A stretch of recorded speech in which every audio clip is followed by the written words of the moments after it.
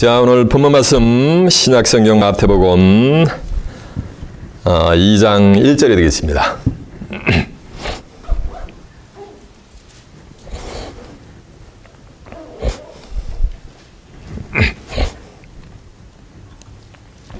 오늘의 본문 말씀 마태복음 2장 1절입니다. 찾으신 줄 알고 제가 봉독합니다. 헤롯 왕 때 예수께서 유대 베들레헴에서 나심에 동방으로부터 박사들이 예루살렘에 이르러 말하되 유대인의 왕으로 나시니가 어디 계시뇨? 우리가 동방에서 그의 배를 보고 그에게 경배하러 왔노라니. 헤롯 왕과 온 예루살렘이 듣고 소동한지라. 왕이 모든 대제사장과 백성의 서기관들을 모아 그리스도가 어디서 나겠느냐 물으니 가로되 유대 베들레헴이오니 이는 선지자로 이렇게 기록된 바 또 유대 땅 베들레헴아 너는 유대 고을 중에서 가장 작지 아니하도다. 내게서 한 다스리는 자가 나와서 내 백성 이스라엘의 목자가 되리라 하셨음이니이다. 이에 헤롯이 가만히 박사들을 불러 비올이 나타난 때를 자세히 묻고 베들레헴으로 보내며 가로되 가서 아기에 대하여 자세히 알아보고 찾거든 내게 고하여 나도 가서 그에게 경배하게 하라. 박사들의 왕의 말을 듣고 갈새 동방에서 보던 비올이 문득 앞서 인도하여 가다가 아기 있는 곳 위에 머물러 섰는지라. 저희가 별을 보고 가장 크게 기뻐하더라. 집에 들어가 아기와 그 모친 마리아에 함께 있는 것을 보고 엎드려 아기께 경배하고 보배압을 열어 황금과 유황과 모략을 예물로 드리니라. 꿈에 헤롯에게로 돌아가지 말라 지시하심을 받아 다른 길로 고국에 돌아가니라. 아멘. 자, 마태복음 2장 1절에서 12절까지 봉독을 해드렸습니다. 오늘은 본문 말씀을 토대로 메시아의 탄생과 동방 박사 이런 제목으로 말씀을 증거해 드리도록 하겠습니다. 자, 좋아하셨습니다. 마태복음 2장 1절에서 12절의 말씀을 통해서 메시아의 탄생과 동방 박사 이런 제목으로 말씀을 증거해 드리도록 하겠습니다. 요한복음 5장 39절에 보면 이런 말씀이 있어요. 너희가 성경에서 영생을 얻는 줄 알고 이 성경을 상고하거니와 이 성경이고 내게 대해서 증거하는 것이니라 라는 말씀이 있습니다. 이 말씀은 예수님이 그 말씀을 하셨을 때는 신약 성경이 기록이 안 되었을 때요.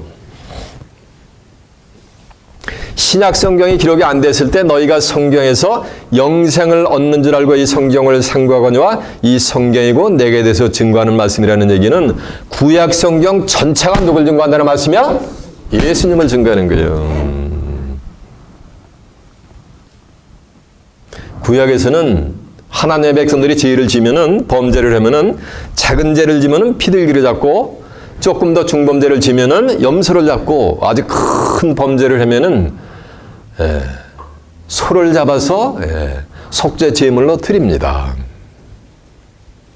근데 그것은 11기 10장 1절에 보면 율법은 장차하는 좋은 일의 그림자 참 형상이 뭐냐면 아니라 그랬습니다. 참 형상은 뭐냐면은 그렇게 동물에 피를 뿌려가지고 제물로 드린다 해서 인간의 죄의 문제를 해결할 수 있는 게 아니라는 얘기예요.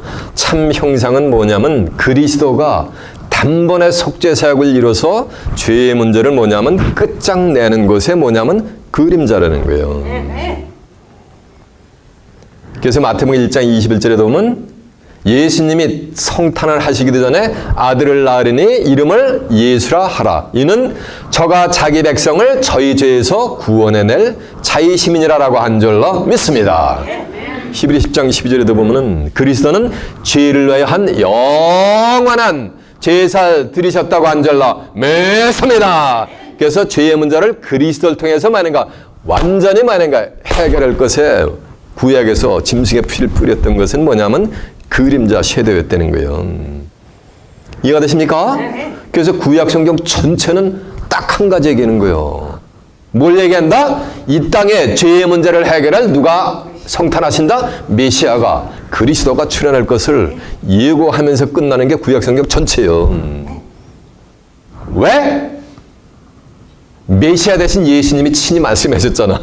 너희가 성경에서 영생을 얻는 자 알고 이 성경을 생각하니와 이 성경은 누굴 증거한다? 나에 대해서 증거하는 것이니라 라고 하였기 때문인 줄로 믿습니다.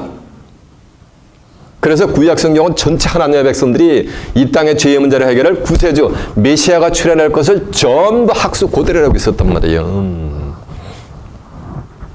그래서 하늘이 정한 타임테이블에 의해서 하늘이 정한 때가 되어서 이 땅에 메시아를 보냈는데 성전에서 제사를 드리고 있었던 대제사장들, 장로들, 그 당시의 종교 지도자들, 율법사, 바리새인, 사두개인, 서기관들 이런 종교 지도자들에게 그리스도의 초림의 때 성탄의 메시지를 하나님이 들려주지 않았단 말이에요. 엉뚱하게 이 땅에 초림한 구세주 메시아를 영접한 자들은 사람의 생각하고 다르게 엉뚱한 존재들이 초림 예수를 맞이하는 장면이 이 성경에 낱낱이 뭐냐면 기록이 돼 있어요. 오늘 본문 자세히 보면 동방에서 박사들이 와가지고서 초림 예수를 맞이하는 장면이 나옵니다. 이 동방에 있는 박사들은 뭐냐면은 이들은 천체의 움직임을 관찰하고 연구하는 자들이요.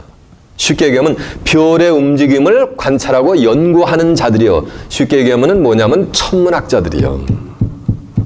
이들은 하나님하고는 아무 상관이 뭐냐면 없는 자들이요. 그들에게 하나님이 별을 통해서 아기 예수를 뭐냐면 영접을 하게 하는 장면이 오늘 본문에 기록이 되어 있습니다. 이해가 되십니까? 그리고 누가복음 2장 8절에 보면은 캄캄한 칠흑 같은 어둠에 양들을 지키는 그 당시에 사람들이 쳐다도 보지 않는 양들을 캄캄한 밤중에 지키고 있었던 목자들에게 이 땅에 그리스도가 메시아가 성탄한 것을 그들에게 뭐냐면 알려준단 말이에요. 여호와의 말씀에 내 생각은 너희 생각하고 뭐니까 다른 거예요. 알려주면 대제사장한테 알려줘야 될 거 아니에요. 육신적으로 보면은 매일 하나님께 제사를 드리니까 가까이 나가서 성전에서. 근데 그들에게는 종교 지도자들에게는 어느 누구도 초림 예수를 만나지 못했단 말이에요. 오늘 본문에 보면 동방 박사들이 초림 예수, 아기 예수를 맞이하는 성탄을 맞이하게끔 인도한 뭐가 있었어요? 맞아요. 비율이 있었단 말이에요. 이한 시간은 동방 박사들을 베들레헴까지 인도한 비율의 정체가 과연 무엇인가라는 것을 한번 깨우쳐 보자는 거예요. 그리고 계시록 22장 13절은 나는 알파와 오메가요, 처음과 나중이요, 시작과 끝이라 그랬어요.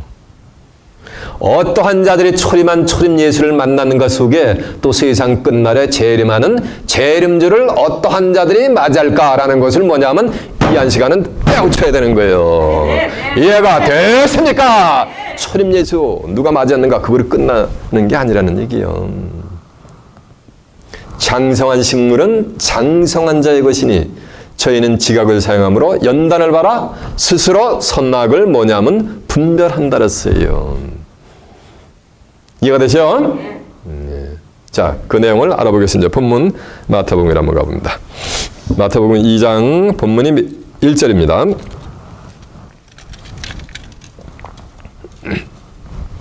헤롯 때 예수께서 유대 베들레헴에서 나심에 동방으로부터 박사들이 예루살렘에 이르러 유대인의 왕으로 나시니가 어디 계시뇨? 우리가 동방에서 그의 예배를 보고 그에게 경배하러 왔노라 하니 헤롯 왕과 온 예루살렘에 듣고 소동한지라. 헤롯 때 예수께서 유대 베들레헴에서 나심에. 자세요. 주목하셨습니다. 이 헤롯 왕은 누구냐면은 이 헤롯 왕은 이방인이요. 이드메 사람으로서 이방인인데 로마 황제에게 이미지 빌딩을 해가지고서 이스라엘의 분봉 왕으로 임명이 돼서 이스라엘 나라를 다스리던 자가 헤롯 왕인 거예요. 그래서 이방인이요. 이스라엘 민족이 아니란 말이에요. 그래서 이스라엘 민족에게 환심을 사기 위해서 성경에 나오는 제3성전, 헤롯 성전을 46년에 걸쳐서 어마무시하게 의리의리하게 지어서 이스라엘 백성들에게 선물을 한단 말이에요. 그 자가 누구라는 말씀이며 바로 오늘 본문에 등장하는 헤롯 왕인 거예요. 헤롯 왕 때 그때에 예수께서 유대 어디서 나심에? 베들레헴에서 났단 말이에요. 왜 베들레헴에서 났느냐? 베들레헴에서 메시아가 성탄할 것을 이미 구약 성경에 예언을 해놨기 때문인 거예요. 예를 들어가지고 예수님이 예루살렘에서 성탄을 해버렸어. 그러면 그 구세주 자격이 어떻게 되는 거야? 그건 구세주 자격에서 탈락이 돼버리는 거예요. 또 복음사역을 많이 하신 저 갈릴리 지방에서 나사렛이라는 동네에서 예수님이 성탄을 했어. 그것도 구세주 자격이 있어요? 없어요? 네, 없는 거예요. 반드시 성경에 예언된 장소에서 예수님은 성탄을 하셔야 되는 거예요. 미가서 5장 2절에 보면 베들레헴 에브라다야, 너는 유다 족속 중에서 가장 작을지라도 내게서 이스라엘을 다스리는 한 뭐가 되냐면 사람의 목자가 출현하게 되어 있는 거예요. 그의 근본은 태초의 상고애니라 라고 해서 미가 선지자가 예언한 대로 베들레헴에서 그리스도는 메시아는 성탄을 할 것을 예언한 대로 그대로 헤롯 왕 때 예수께서 어디서 나심에? 베들레헴에서 나신 거예요. 나심에 동방에서부터 박사들이 예루살렘에 이르러 말하되 유대인의 왕으로 나시니가 어디 계시뇨? 이 박사들이 어디서 왔어요? 서방에서 온 게 아니요. 북방과 남방에서 온 것이 아니고 어디서 왔어요? 예, 동방에서 왔단 말이에요. 동방에서. 동방은 그 당시에 예수님이 성탄할 때는 예루살렘을 기준으로 해서 동방에서 왔는지는 모르겠어요. 그러나 성경에 말하는 동방은 영적인 의미는 육적인 동방을 얘기하는 게 아니에요. 시편 84장 11절 하면 여호와 하나님은 해라였단 말이에요. 동방에서 뭐 같아요? 해가 뜨잖아요. 여호와 하나님은 해인데 하나님이 뭐요? 태초에 말씀이 계시니라. 이 말씀이 하나님과 함께 계셨으니 이 말씀은 곧 뭐라 했어요? 하나님이라 했잖아요. 요한복음 1장 1절에 보면. 그래서 동방에서 왔다는 얘기는 하나님의 말씀이 솟아나는 곳에서 누가 왔다는 얘기야? 거기서 박사들이 온 거예요. 그런데 헤롯 왕 때 예수께서 유대 베들레헴에서 나심에 이랬는데 2절 하니까 유대인의 왕으로 나시니가 어디 계시뇨? 라고 하는 장면이 나와요.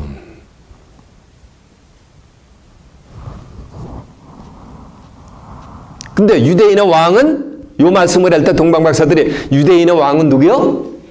헤롯이란 말이에요. 근데 헤롯 왕 때 예수께서 유대 베들레헴에서 나심에 그 동방 박사들의 얘기를 유대인의 왕으로 나시니가 어디 계시노? 이 말씀은 예수님이 뭐라는 말씀이야?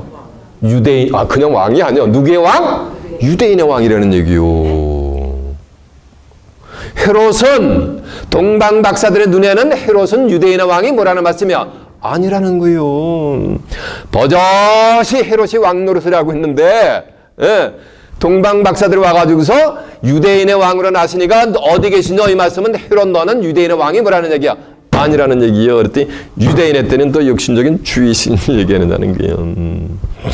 동방 박사들이 말한 유대인의 왕은 그때 이스라엘 백성들을 다스리는 그 왕을 얘기하는 게 아니야. 그 유대인을 얘기하는 게 아니에요.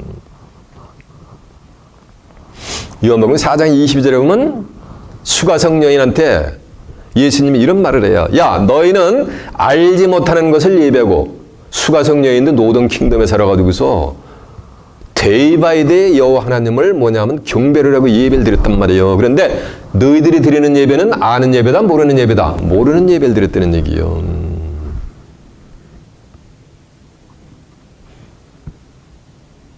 유대인이 돼야지만 하나님을 아는 예배를 드릴 수 있는 거예요. 우리는 아는 예배를 드린다 라고 하는 말씀이 구원이 유대인에게서 남이니라라고 한 줄로 메사메나. 그러니까 수가성 여인은 평생 하나님께 예배를 드렸는데 그건 너희들은 하나님을 모르는 예배를 드렸다는 얘기야. 오늘날도 이 시대도 마찬가지예요. 그러면서 하는 말씀이 예수님이 우리는 뭐 한다? 아는 예배를 드린다 이 말이에요. 그러면서 하는 말씀이 구원이 유대인에게서 남으니라라고 한 줄로 믿습니다. 구원받을 자들이 바로 유대인이 되게 될 줄로 믿습니다. 이건 육적인 유대인을 얘기하는 게 아니야. 이 당시에는 육적인 유대인을 두고 있지만은 그 메시지를 주려는 게 아니야 지금. 이 껍데기 유대인 이거는 하나님이 버려버렸단 말이에요. 그리고 유대인을 뭐냐면 이스라엘을 다시 택한단 말이에요. 이사 14장 1절에 보면은 다시 택한 유대인은 뭐냐면 구약에서 유대인은 나말을 하면 8일 만에 할례를 행하는 거예요. 그것이 하나님과 언약 백성이 됐던 표징이 돼버리는 거예요. 그건 육적인 유대인이요. 오늘날 여기 요 동네 옆 동네 그 맨하탄에서 빵떡 모자 쓰고 다니는 애들 8일 되면 할례를 받잖아. 서컴시전 하잖아요. 나말을 하면은 그거는 육적인 유대인이요. 성경에서 말하는 유대인은 그게 유대인이 아니에요. 신약으로 오면서. 로마서 2장 2절에 보면 대저 표면적 유대인이 표면적으로 보여지는 껍데기로 8일 만에 할례는 표면적 유대인이 유대인이 아니며 표면적 할례가 아니란 말이에요. 그러면서 하는 말씀이 이면적 유대인이 유대인이며 할례는 마음에 할지니 신령에 있고 의민에 있지 아니하니라라고 한 줄로 믿습니다. 여러분은 마음의 할례를 받는 복된 자들이 되시길 바랍니다. 아이고 나말을 하면 구약에서 남자 양피를 댔는데 마음의 할례 받으려면 마음에 뭘 배야 되는 거? 양피를 배야 될 거 아니요. 마음에 양피 있는 거 아시는 분 손 한번 들어보세요.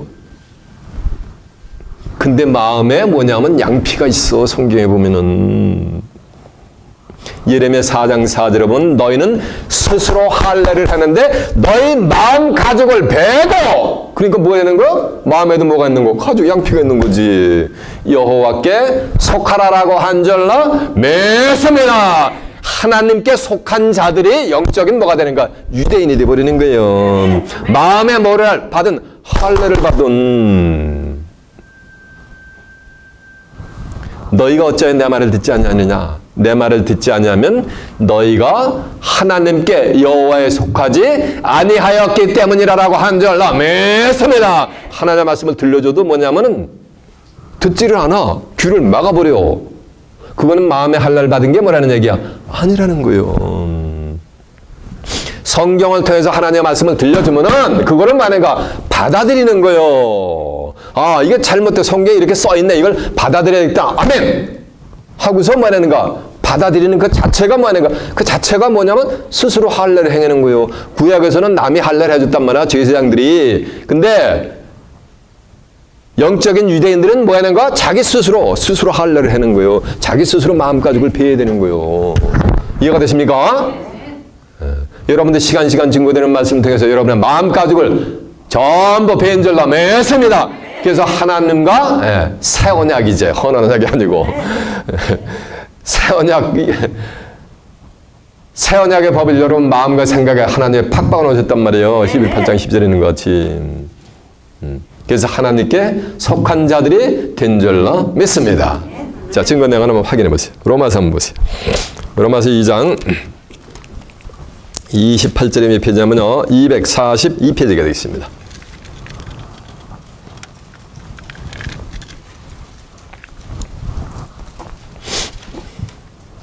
대저 표면적 유대인이 유대인이 아니요. 쳐보세요. 표면적 유대인 8일 만에 할례는 그게 유대인이 아니라고 그러잖아요. 여기 지금 신약으로 와서.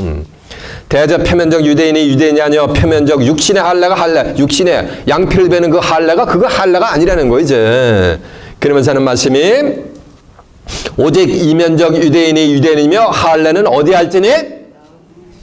마음에 할지니 신령에 있고 의민에 있지 아니한 의민은 율법이요. 의민에 있지 아니하니라. 그 칭찬이 사람에게서가 아니요 다만 하나님께서 이니라라고 한 줄로 믿습니다. 자, 예레미야 한번 가보세요. 예레미야 4장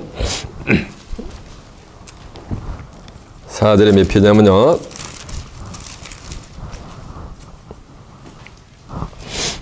1055페이지가 되겠습니다.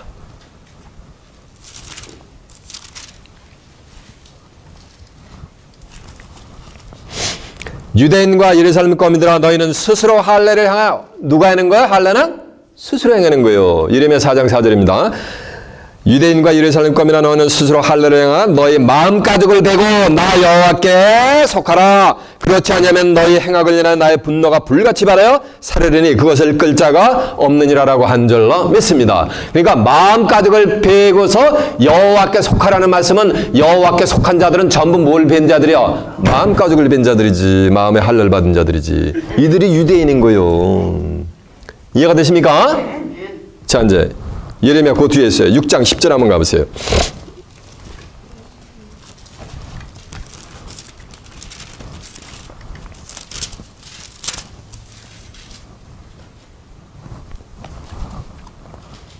내가 누구에게 말하며 누구에게 경책하게 듣게 할꼬 보라 그 귀가 할례받지 못하였으므로 듣지 못하는도다. 보라 여호와의 말씀을 그들이 자기에게 욕으로 여기고 이를 즐겨 듣지 아니하나니 그러므로 여호와의 분노가 내가 가득하여 참기 어렵도다. 그것을 거리에 있는 아이들과 모인 청년들에게 부으리니 지엄이와 노인과 늙은이가 다 잡히리로다. 여호와께서 말씀하시되 내가 그 땅 거민에게 손을 펼 것인지 그들의 집과 전주와 아내가 타인의 소유로 이전되리니 이는 그들이 작은 자로부터 큰 자까지 탐남하며 선지자로부터 제사장까지 다 거짓을 행함이니라. 그들이 내 백성의 상처를 심상히 고쳐주며 말하기를 평강하다 평강하다 하나 평강이 없도다. 그들이 가증한 일을 행할 때 부끄러워하느냐? 아니라 조금도 부끄러워하지 아니하니라. 얼굴도 붉어지지 아니하니라. 그러므로 그들이 엎드려진 자와 함께 엎드려질 것이요 내가 그들을 벌하느니 내가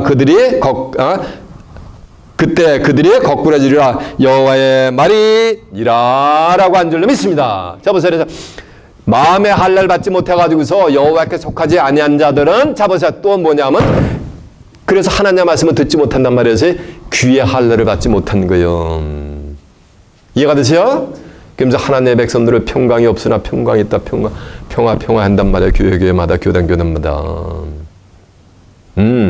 평안하다 안전하다 할 그때 그러나 잉태된 여자에게 해산의 고통이 이름과 같이 멸망이 그들에게 뭐한다 그랬어요? 호련히 매는 거예요. 누구한테? 마음의 할례를 받지 못하고 귀의 할례를 받지 못한 자들에게. 이해가 되세요? 요한복음 8장 47절 보세요. 이제 확인해 보세요.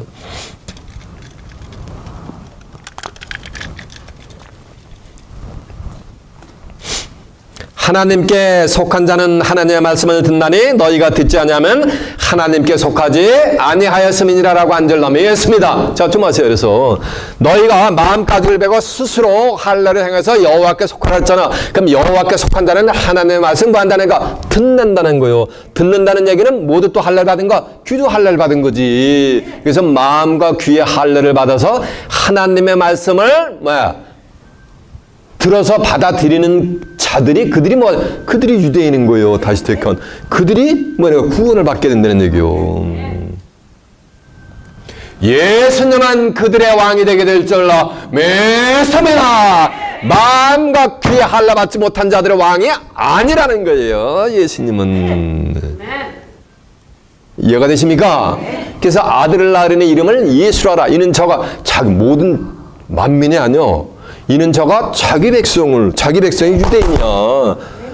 마음의 할례를 받은 유대인. 자기 백성을 저희 죄에서 뭐한다? 구원해낼 자이심이라. 그게 죄의 문제 해결해서 구원받는 거요. 이해가 되십니까? 이거를 모르는 예배를 드렸단 말이야. 수가성 예인은. 오늘날도 이 세대에 천지사방이 뭐 하는가? 이걸 모르는 예배를 드렸다는 거예요. 오늘 본문을 읽어봐도. 이해가 되십니까? 예. 자, 이제 본문 다시 갑니다.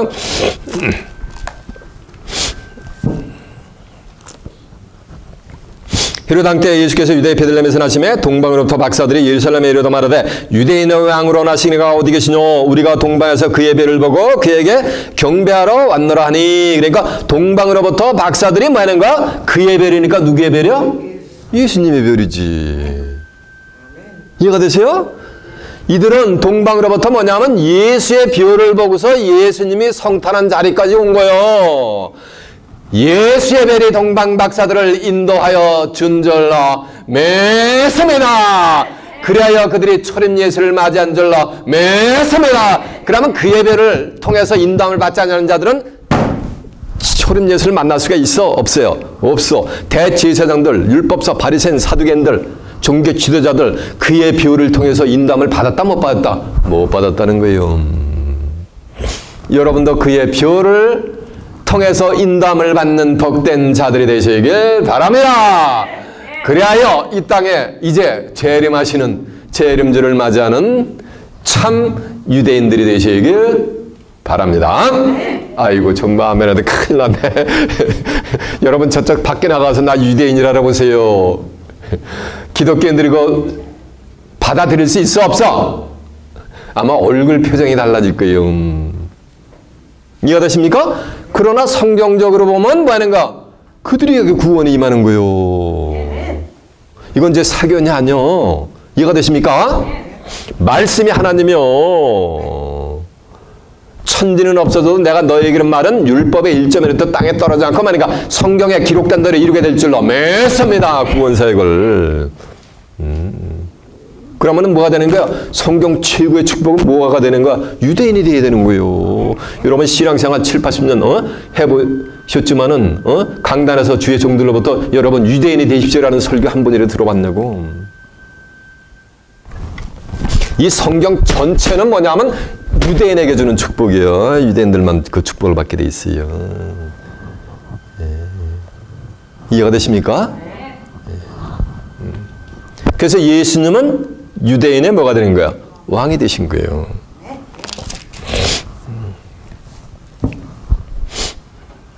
유대인의 왕으로 나시니가 어디 계시냐? 우리가 동방에서 그의 배를 보고 그에게 경배하러 왔느라니 헤롯 왕과 온 예루살렘이 듣고 소동한지라. 자 보세요. 이게 헤롯 왕이 자기가 왕이 버젓이 왕 노릇하고 있는데 또 다른 왕이 나타났다라면은 동방 박사들 단칼에 모기를 비워버려야 되잖아.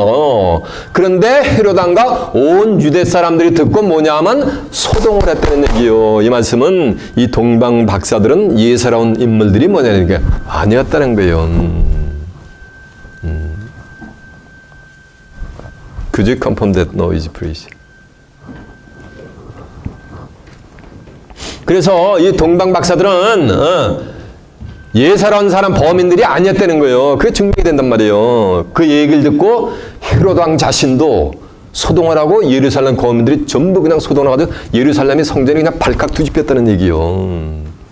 그러면서 하는 말씀이 4절 보니까 왕이 모든 대제사장들과 백성의 서기관들을 모아 그리스도가 어디서 나겠느냐 물으니 가로되 유대 베들레헴이니 이는 선지자로 이렇게 기록된 바 또 유대 땅 베들레헴아 너는 유대 고을 중에 가장 작지 아니하도다 내게서 한 다스리는 목자가 나와서 내 백성 이스라엘의 목자가 되리라 하였음이니라. 저보세요. 가지고서 대제사장들과 백성의 서기관들이 베들레헴에서 유대인의 왕이 성탄했다라고 헤롯 왕에게 뭐냐면 일러주는 장면이 나와요. 미가서 5장 2절을 인용하면서.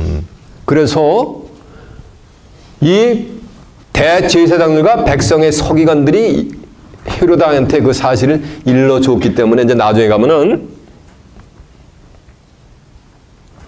이 왕들이 박사들이 꿈에서 천사들이 현몽을 해줘가지고서 고국으로 돌아가지 말라고 이렇게 쫙 이렇게 헤롯에게 돌아가지 말고 고국으로 돌아서 돌아가라는 거 지시를 해줘. 그래서 헤롯 왕이 속은 줄 알고 베들레헴과 그 지경 경내에 있는 2살의 어린아이들을 전부 칼을 보내가지고 그냥 도륙을 시켜버린단 말이에요.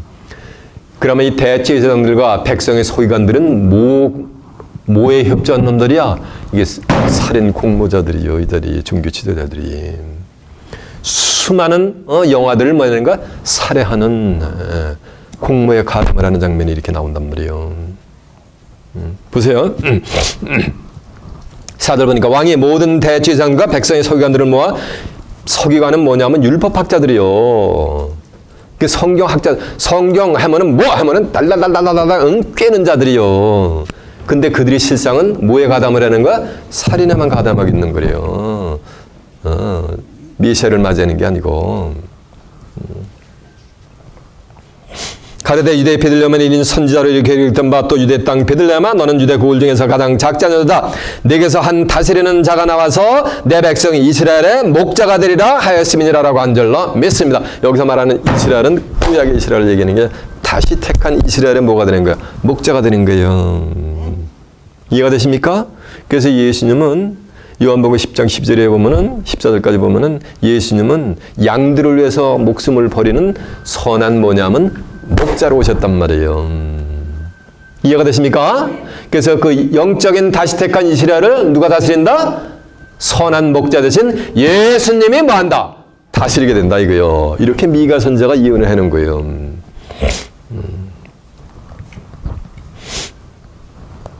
그러니까 7절 이에 헤롯이 가만히 박사들을 불러 별이 나타난 때를 자세히 묻고 베들레헴으로 보내어 이르되 가서 아기에 대하여 자세히 알아보고 찾거든 내게 구하여 나도 가서 그에게 경배하게 하라 하니라 라고 한 줄로 믿습니다. 이에 헤롯이 가만히 박사들을 불러 별이 나타난 때를 자세히 묻고 그러니까 별이 나타난 뭐가 있었던 거야? 때가 있었던 거예요. 천하범사 기한이그 목적을 이룰 때가 있다 그랬어요. 동방 박사들에게 별이 나타난 뭐가 있었어요? 때가 있었던 거예요. 그래서 베들레헴으로 박사들을 보내며 이르되 가서 아기에 대하여 자세히 알아보고 찾거든 내게 구하여 나도 가서 그에게 경배하게 하라라고 하는 장면이 나옵니다. 저 보세요. 헤로당 때 예수께서 유대 베들레헴에서 나심에 유대인의 왕으로 나신 이시가 어디 계시뇨? 라고 했단 말이에요. 이 얘기를 이 헤로당이 다 뭐 했어요? 네, 들었단 말이에요. 들었고서 유대인의 왕으로 나시니가 어디 계시노라는 말을 들었는데 자기가 가서 경배하는 것이 아니고 보세요. 육신적으로 보면 자기가 왕이면은 유대인의 왕이 또 다른 왕이니까 자기가 가서 그를 칼을 보내서 죽이든지 자기가 가서 죽이든지 해야 될 거 아니야. 그런데 그렇지 않고 동방 박사들을 보내요. 보내가지고서 아기 예수가 유대인의 왕이 태어난 것을 성탄한 것을 보면은 너희들이 다시 와서 깨리패켜가지고 나한테 알려줘라. 그러면 나도 가서 경배할 거다 이랬는데 사실 후음에 보면 이제 2장 16절에 보면은 칼을 보내가지고서 헤로당이 수많은 어린아이들을 전부 살해를 하는 장면이 나와요. 이 헤로당은 애초부터 아기 예수를 경배할 생각이 뭐냐면 없었던 거예요. 근데 네가 가서 보고서 성탄한 것을 확인했으면 나한테 와. 그러면 내가 가서 나도 가서 경배하게 해. 이거는 참말의 거짓말이에요. 거짓말이지. 이 거짓말하는 자가 누군지 아세요? 맞아요. 요한복음 8장 44절에 보면 너희는 너희 아비 마귀에게서 나시 너희 아비의 욕심을 행하고자 하느니라. 저는 처음부터 살인한 자요.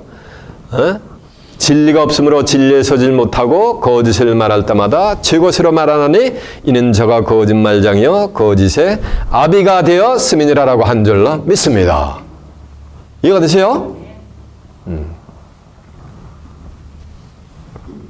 베들레헴에 보내 가로되 아기에 대해 자세히 알아보고 찾거든 내게 구하여 나도 가서 그에게 경배하라게 하고 박사들이 왕의 말을 듣고 갈새 동방에서 보던 그 별이 문득 앞서 인도하여 가다가 아기 있는 곳 위에 머물러 섰더라라고 한 줄로 믿습니다. 그래서 이제 동방에서 딱 가니까 또 별이 많은가 딱 나타나가지고 동방 박사들을 딱 인도를 하는 거예요. 인도를 해가지고 아기 예수 있는 곳 위에 별이 많은가 딱 머무르는 장면이요. 그래서 자기가 그 별을 보고 크게 기뻐하더라랬단 말이에요. 이 별을 오늘날 하나님의 백성들이 육신적으로 궁창에 떠있는 육신의 이 스타 별로 알고 있단 말이에요.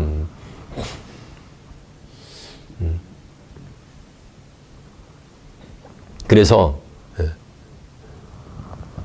이맘때가 되면은 교회마다 선국을 한단 말이에요. 그러면서 어디에다가 천장에다 실링에다 뭐 달아요? 별 다느냐고 아주 고생들 한단 말이에요. 안수 집사님들이, 장로님들이. 과연 동방 박사들을 아기 예수교를 인도한 이 별의 정체는 무엇이냐는 거예요. 이게 비유의 말씀이면 궁창에 있는 1월 성신을 비유한 거예요. 시편 84장 11절에 하면 여호와 하나님은 뭐라 그랬어요? 해라 그랬잖아. 그래서 해는 뭐를 상징했다? 하나님을 상징한 거예요. 그 다음에 궁창에 또 뭐가 있어요? 달이 있단 말이에요. 이 달은 스스로 빛을 내는 게 아니에요. 빛을 받아가지고 리프렉션, 반사를 하는 거예요. 반사체란 말이에요. 시편 89편 37절에 하면 궁창의 확실한 증인 뭐냐면 달같이 이래가지고 이 달은 누굴 상징했냐면 예수님을 상징했거든요. 예수님은 하나님, 말씀이 뭐가 된가? 말씀이 하나님인데 말씀이 뭐가 된가? 육신화가 되신 분이요. 그래가지고 아버지께 들은 말을 그대로 그냥 뭐 하는가? 반사를 해서 설파를 하신 거예요. 그 성경은 라오디에 교회의 사자에게 편지하기를 아멘이시여 참되시고 충성된 뭐냐면 증인이시여 하나님의 창조의 근본이신 이가 가라사대 해서 궁창의 확실한 정의는 누구를 비했다? 예수님을 또 비유하고 있습니다. 그 증거 내용을 한번 확인해 봅니다. 자, 시편 84장 11절이 84편 11절이 몇 편이냐면 863페이지가 되겠습니다.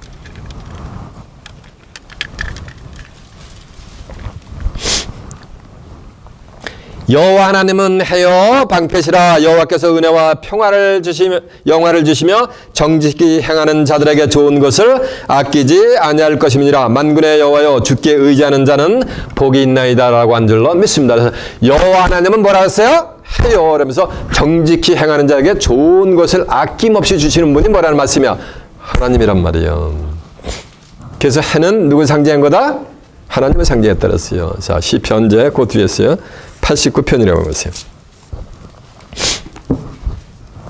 37절 보면 또 궁창에 확실한 증인 달같이 영원히 견고하게 되리라 하셨도다 라고 했죠. 자, 이제 계시록을 가보세요. 계시록 3장 14절. 궁창의 확실한 증인이 뭐라 했어요? 달이라 했단 말이야. 달르비 했단 말이야. 궁창 확실한 증인은. 근데 계시록 3장 14절에 보니까 라오디게 교회 사자에게 편지하기를 아멘이여 충성되고 참된 뭐요? 여기 증인이 나오잖아요. 궁창 확실한 증인이. 증인이시여 하나님의 창조의 근본이시니가 가라사대 해서 궁창의 확실한 증인 달은 누굴 비했다? 저 보세요. 예수님을 비했단 말이에요. 근데 오늘 본문에 보니까 동방박사들은 누가 인도했다? 별이 인도했단 말이에요. 근데 해나 달과 별은 전부 어디에 있어요? 예, 하늘에 있지. 그렇죠? 땅에 있는 게 아니라 하늘에 있단 말이에요. 다니엘 12장 3절에 보면 많은 사람들을 옳은 대로 돌아오게 한 자는 궁창의 별과 같이 영원토록 뭐냐면 빛나리라 라는 장면이 나와요. 자, 다니엘 12장 3절 한번 가보세요.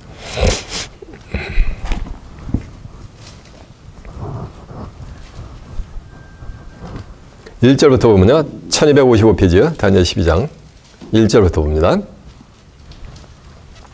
그때 내 민족을 호위하는 대군 미가엘이 일어날 것이요 또 환란에 있으리니 이는 개구리로 그때까지 없었던 환란일 것이며 그때 내 백성 중 무릇 책에 기록된 요 책은 생명책이요 기록된 모든 자가 구원을 얻을 것이라. 땅의 티끌 가운데 자는 자 중에 많이 깨어 영생을 얻을 자도 있겠고 수욕을 받아서 무궁히 부끄러움을 입을 자도 있을 것입니다.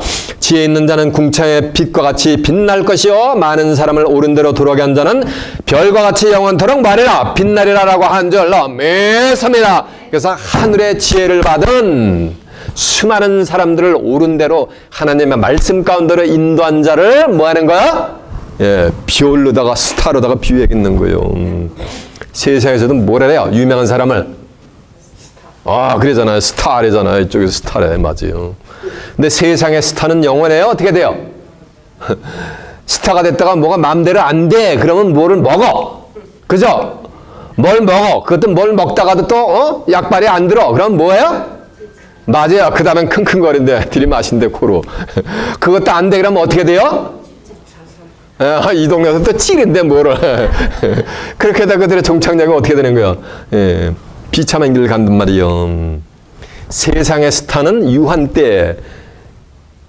예, 근데 많은 하늘의 지혜를 받아가지고 많은 사람들을 옳은 대로 돌아오게 한 자는 궁창의 별과 같이 영원토록 빛나는 하늘의 스타들이 되게 될 줄로 믿습니다. 여러분도 수많은 사람들을 옳은 대로 돌아가게 해서 하늘의 영원토록 빛나는 하늘의 스타들이 되시길 바랍니다. 영원토록 빛나려면 한 100여 년 살다 가야 돼? 흙으로? 몇 년 살아야 되는 거야? 영원토록 살아야 되는 거 아니에요. 그 땅의 티끌 가운데 자는 자 중에 많이 깨어 영생을 얻을 자도 있겠고 그랬잖아요. 수욕을 받아가지고 무궁히 부끄러움을 얻을 자도 있겠고. 예? 그래서 하늘의 이 스타들은 수많은 사람들을 옳은 대로 인도한 자들은 뭐 하는 거야? 영원토록 빛나는 하늘의 스타들이 되게 될 줄로 믿습니다. 성경에서 말하는 비유는 육신적인 스타를 얘기하는 게 아니라 이게 사람을 비유하는 거예요. 이해가 되십니까? 네. 민수기 24장 17절에 보면은 한 별이 야곱에게서 나오고 한 홀이 이스라엘에게서 나와가지고 모압 벽석을 이 편에서 저 편까지 소동하는 자세를 전부 자식들을 쳐서 멸하는 장면이 나옵니다. 모세가 이 민수기 24장 17절을 쓸 때는 야곱은 이미 뭐하는가 죽었단 말이라 가지고 장사가 됐죠. 열조에게로 돌아갔단 말이에요. 근데 야곱에게서 뭐가 나온다는 얘기야? 한 별이 나온다는 얘기는 야곱의 미어 속에서 궁창에 하늘에 떠 있는 별이 확 나오는 거야? 그래가지고 그 별이 육신적인 별이 그냥 휙 그냥 날아다니면서 모압 벽속을 이 편에서 저 편까지 전부 심판한 거야? 문자적으로 보면 그렇잖아요. 그게 아니라는 거예요. 예수님도 뭐냐면 나도 별이다 라고 했어요. 나는 세상에 뭐다? 빛이라도. 별이 캄캄한 어둠을 밝히잖아요. 나는 세상에 뭐다? 빛이다. 나를 따르는 자는 어둠에 다니지 않으며 뭐를 얻으리라? 생명의 빛을 받으리라 라고 한절라 맺습니다. 요한복음 8장 12절에 보면은 빛이 어디서 나와요? 별에서 나오잖아. 밤하늘에 어둠을 밝히잖아. 그래서 계시록 22장 16절에도 보면 이런 말씀이 있어요. 나 예수는 내 사자를 보내어 이것들을 너에게 증거하게 하였느라. 나는 다윗의 뿌리요 자손이니 곧 광명한 새벽별이니라 라고 한절로 맺습니다. 예수님은 광명한 뭐야? 새벽별이요. 새벽별은 마지막까지 해가 떠오르기 전까지 뭐하는가? 예, 이 땅에 빛을 발하는 별이 뭐야? 그게 새벽별이요. 이해가 되세요? 예. 그러니까 예수님이 뭐라는 말씀이요? 별이라는 얘기요. 그 별이 육신적인 하늘에 떠 있는 별이 뭐라는 얘기요? 아니라는 거예요. 그러면 동방 박사들을 인도한 별도 육신적인 하늘에 있는 별이 뭐라는 얘기야? 아니라는 거예요. 그래서 황금과 유황과 모략을 들였으니까 동방 박사가 또 세 사람이래. 그래서 찬송도 이런 찬송을 불러. 동방 박사 세 사람 귀한 예물 가지고 산을 넘고 물을 건너 별 따라 왔도 다 찬송 부르잖아요. 동방에서 박사들이 왔다 그랬지 동방에서 박사 셋이 왔다고 성경에 어디 기록이 되어 있냐고요. 그 동방 박사들을 인도한 육신적인 별인지 안단 말이에요. 그 동방 박사들을 인도한 별이 육신의 별이 뭐라는 거야? 아니라는 거예요. 이해가 되십니까? 네.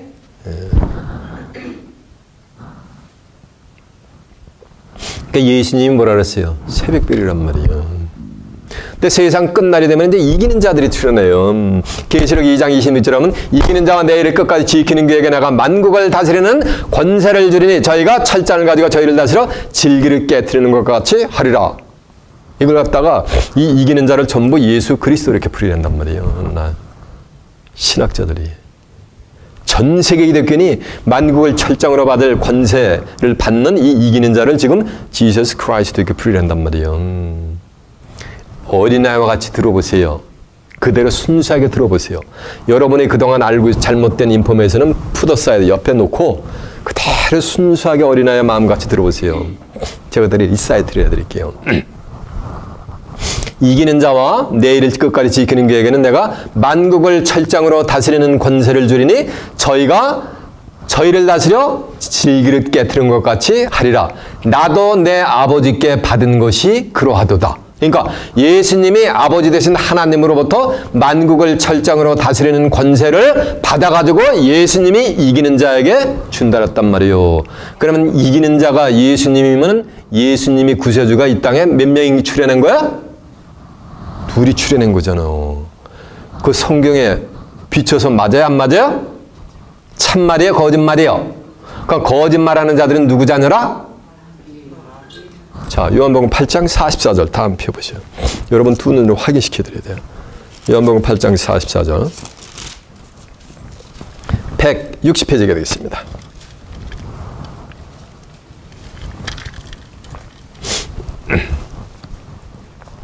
너희는 너희 아비의 마귀, 이게 지금 하나님의 백성들한테 얘기하는 거예요. 유대인들한테. 너희는 너희 아비의 마귀에게서 났으니 자, 보세요. 유대인들은 하나님의 백성들이요. 오늘날 하나님의 백성들은 어디에 있어요? 교회에 나오는 기독교인이라고 하는 사람들한테 주는데, 기독교인이라고 다 하나님의 자녀가 아니고 누구의 자녀가 있다는 얘기야? 마귀의 자녀가 있다는 거예요. 어떤 자들이 마귀의 자녀다? 거짓말하는 자들이. 성경하고 다른 말하는 자들이 마귀의 자녀라는 거예요. 너희는 너희 아비 마귀에게서 났으니 너희 아비의 욕심을 행하고자 하느니라. 저는 처음부터 살해한 자 가인이 아벨을 쳐주겠단 말이에요. 자기 동생을. 악한 자에게 속해가지고. 저는 처음부터 살해한 자 진리가 없으므로 진리에 서지 못하고 진리는 아버지의 저를 진리로 거룩하게 앞서서 아버지의 말씀은 진리니다 했단 말이에요. 요한복음 17장 17절. 요한복음 14장 6절에도 내가 곧 길이요 진리요 생명이니 나로 말미암지 않고는 아버지께로 올 자가 없다 그랬어요. 이들에게는 예수가 있는 거야 없는 거야? 없는 거예요. 진리가 없는 거예요. 그래서 거짓을 말할 때마다 제 것으로 말하나니 이는 저가 거짓말장이여 거짓에 뭐가 됐다? 아비가 되어 스민이라라고 한 줄로 믿습니다. 자, 이제 들어보세요. 이기는 자가 끝까지 내 일을 지키는 그에게 내가 만국을 다스리는 권세를 주리니 저가 저희를 다해서 철장을 가지고 질그를 깨트리는 것 같이 하리라. 나도 내 아버지께 받은 것이 그러하다. 그래서 예수님이 하나님께 만국을 철장으로 다스릴 철장 권세를 이기는 자, 예수님의 말씀 끝까지 지키는 자에게 주는 거예요.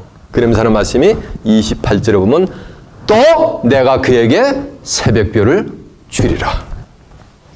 새벽별이 누구라 그랬어요? 예수님이라 그랬잖아요. 그러면 이기는 자는 뭘 받게 되어 있는 거야? 예수님으로부터 새벽별을 받게 될 줄 믿습니다. 그 새벽별을 받은 자가 누굴 인도했다는 얘기야? 이제 우리끼리 얘기야. 이해가 되십니까? 귀에 있는 자는 깨닫기를 바랍니다. 그렇게 기록을 해놨어. 자, 계시록 2장 26절 한번 가보세요.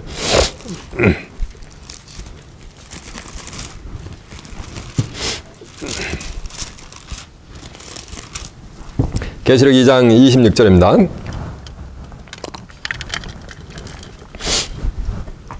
이기는 자와 끝까지 내 일을 지키는 자에게 만국을 다스리는 권세를 주니 저가 철장을 가지고 저희를 다스려 질그릇 깨트리는 것과 같이 하리라. 나도 내 아버지께 받은 것이 그러하다 했죠. 예수님이 하나님께 받아가지고 이기는 자에게 철장 권세 주죠. 그러면서 하는 말씀이 28절. 내가 또 그에게, 그는 누구요? 이기는 자에게 뭐를 주리라? 여기 써 있잖아. 새벽별을 주린다고. 새벽별이 예수님이니까 그의 별이지. 새벽별을 주리라면서 29절. 귀 있는 자는 성령이 교회들에게 하는 말씀을 뭐하라? 들으라라고 한 줄로 믿습니다. 여러분 귀에 들리십니까? 귀에 할례를 받은 자들만 들리는 거예요. 소리는. 이게 진리거든. 이해가 되시죠?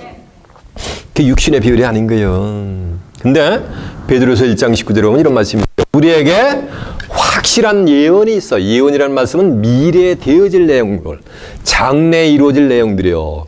확실한 예언이 있어. 어두운 데 비치는 등불과 같이. 그러니까 어두운 캄캄한 어둠을 뭐가 비춘다는 말씀이야?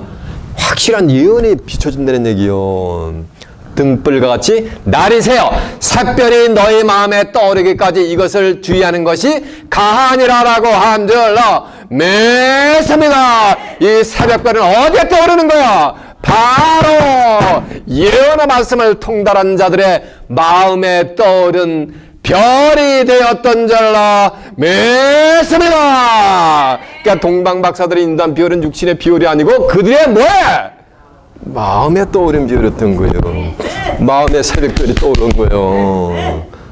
그래서 그들을 인도한 거예요. 그 마음이 가는 대로. 이해가 되십니까? 자, 베드로서 1장 19절 한번 보세요. 증거한 내용을 확인시켜 드리는 거예요.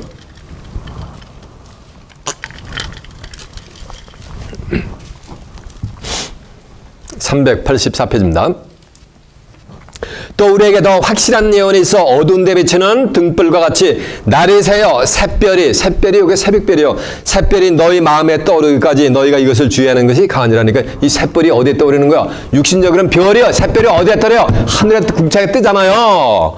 그런데 마음에 할례를 받은 유대인들에게는 이 샛별이 어디에 떠오른다는 얘기야?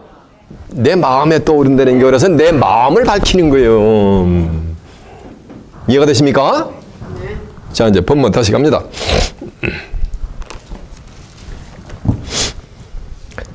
9절. 박사들이 왕의 말을 듣고 갈새 동방에서 보던 그 별이 문득 앞서 인도하여 가다가 아기 있는 곳 위에 머물러 사는지라 저희가 별을 보고 가장 크게 기뻐하고 기뻐하더라. 집에 들어가 아기와 그 모친 마리아와 함께 있는 것을 보고 엎드려 아기께 경배하고. 쳐보세요. 이 동방 박사들이 마리아에게 엎드려서 경배했어요? 누구에게 경배했어요? 근데 저 캐톨릭은 뭐야? 저 캐톨릭은 전부 마리아한테 가서 무릎 꿇고서 뭐 했냐는 거야. 경배를 했냐고요. 성모상이라 가지고 스태츄 세워놓고서. 동방 박사는 누구에게만 경배했어요? 유대인의 왕한테만 경배하는 거예요. 오라대 경배의 대상은 하나님과 예수 그리스도뿐인 줄로 믿습니다. 아기에게 경배하고 보배아버지로 황금과 유황과 모략을 예물로 드리니라. 황금과 유황, 이 황금은 가장 귀여워. 왕에게 드리는 거니까 이거를 어떻게 풀냐면, 이건 왕에게 드리는 거니까 이 황금은 예수님의 왕권을 상징한다. 유황은 뭐냐면 대제사장들이 제사 지낼 때 쓰는 거니까 이건 예수님의 대제사장 즉 직분을 상징하는 거다. 모략은 부패를 방지하는 거예요. 그러니까 이 모략은 예수님의 부활을 상징하는 거다. 이런 식으로 풀이낸단 말이에요. 이제 후에 보면은 헤롯이 칼을 보내가지고 전부 죽여버려. 그 천사의 지시를 통해가지고서 요셉과 마리아가 뭐냐면 애굽으로 피해나를 간단 말이야. 아기 예수를 드리고 핏덩이 같은 아기 예수를 드리고. 이해가 되세요? 요셉은 직업은 뭐였어요? 목수였단 말이에요. 예나 지금이나 황금과 유황과 모략은 캐시아웃이 가능해요. 이해가 되시죠? 하도 귀하기 때문에 유황은 바로 현금화가 될 수 있어요. 요셉이 무슨 돈이 있냐고요. 그래서 이 황금과 유황과 모략은 예수님의 육체의 생명을 보존하는 뭐냐가 생명의 귀한 뭐가 돼버린 거야. 예물이 됐던 거야. 피 같은 예물이 된 거예요. 이해가 되세요? 왜 애굽으로 갔냐면 호세아 11장 1절에 보면 예수님은 애굽에서 살다가 뭐냐면 다시 또 계립백을 해야 돼요. 이렇게 예언이 되어 있단 말이에요. 그 한 구절 호세아 11장 1절 그 예언을 이루기 위해서 지금 이런 상황이 지금 연출이 막 되는 거란 말이에요. 이해가 되십니까? 네. 뭐를 위해서? 성경을 뭐하기 위해서? 이루기 위해서. 꿈에 헤롯에게로 돌아가지 말라 지시함을 받아 다른 길로 고국에 뭐냐면 돌아가니라라고 한 줄로 믿습니다. 이렇게 돌아가지고서 헤롯이 속은 줄을 알고서 이제 박사들에게 속은 줄 알고 칼을 보내가지고 베들레헴과 그 지경에 있는 경내에 있는 2살의 어린아이들을 전부 뭐냐면 전부 투레처리를 해버린단 말이에요. 살인을 저지른단 말이에요. 그럼 중요한 것은 오늘 이제 깨달을 건 뭐냐면 잡으세요. 예수님의 초림 때 누가 초림 예수를 만났다? 동방으로부터 오는 뭐하는가? 박사. 동방 박사는 어디에 뭘 연구한다 그랬어요? 하늘의 움직임을. 하늘에 떠 있는 뭐니까 천체의 움직임을. 그러니까 동방 박사들은 뭐를 하늘에 떠는 육신적인 이 하늘을 얘기하는 게 아니요. 성경에서 말하는 참 하늘. 이해가 되세요? 두째 하늘의 움직임을 관찰하는 자들이 이들은 그러니까 두째 하늘에 있는 별들의 움직임을 관찰하는 자들이 바로 동방 박사들이었던 줄로 믿습니다. 그들에게는 마음에 떠오르는 별이니까 이거는 심 안에 떠오르는 별이요. 그들의 마음에 뭐가 떠올라야? 샛별이 떠오르게 된단 말이에요. 그들은 이 땅에 이제 재림하는 누굴 만나겠어요? 재림주를 맞이하게 돼 있단 말이에요. 그 누가복음 2장 8절에 보면 어둠 가운데 캄캄한 칠흑 가운데서 뭐냐면 양들을 지키는 목자들이 있었단 말이에요. 셰퍼드들이. 언제 양을 지켰다? 어둠 가운데. 이 세상은 지금 칠흑 같아. 이 성경 지금 신구결 통틀어서 껍데기 글은 달달달 할지 모르지만은 제가 증거하는 메시지 같은 거는 한 구절도 모른단 말이에요. 예언적인 섭리를. 그러니까 영적으로 보면 뭐가 되는 거야? 칠흑 같은 뭐가 되는 거예요? 어둠이지.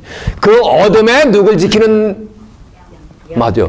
양을 지키는 누가 있었어요? 어느 누구도 쳐다보지 않는 목동들이 있었던 줄로 믿습니다. 그 목동들에게는 오늘날 너희를 위하여 구주가 나셨으니 하늘에는 영광이요 땅에서는 그의 기뻐하심을 입은 사람들에게 뭐다? 평화로다는 기쁨의 성탄의 좋은 소식을 알려준 줄로 믿습니다.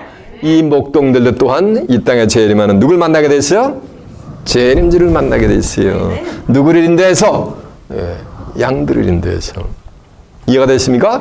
계시록 22장 13절에 보면 나는 알파 오메가 처음과 나중에 시작과 끝이랬어요. 그리스도의 초림 속에 감춰져 있는 이제 그리스도의 재림의 비밀을 감지가 되셨습니까? 깨우침이 왔습니까? 그 깨우침이 오고 감지가 된 그 자체가 여러분의 마음에 뭐가 떠오른 거야? 이미 샛별이 떠오른 줄로 믿습니다. 여러분 이 땅에 다시 재림하는 재림주를 살아서 맞아요. 재림주와 함께 손에 손을 잡고 다가오는 새하늘과 새 땅에 가서 하나님과 예수 그리스도와 함께 영생 복락을 누리는 귀한 축복의 마시길 예수님의 이름으로 축원합니다. 자, 말씀 마치겠습니다.